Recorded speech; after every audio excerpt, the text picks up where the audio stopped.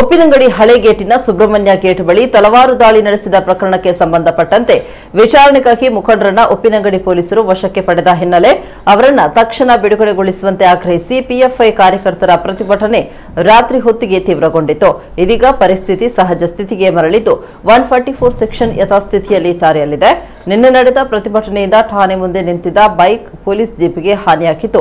ಠಾಣೆ ಮುಂದೆ ಪ್ರತಿಭಟನಾಕಾರರ ಚಪ್ಪಲಿಗಳ ರಾಶಿ ಬಿದ್ದಿದೆ.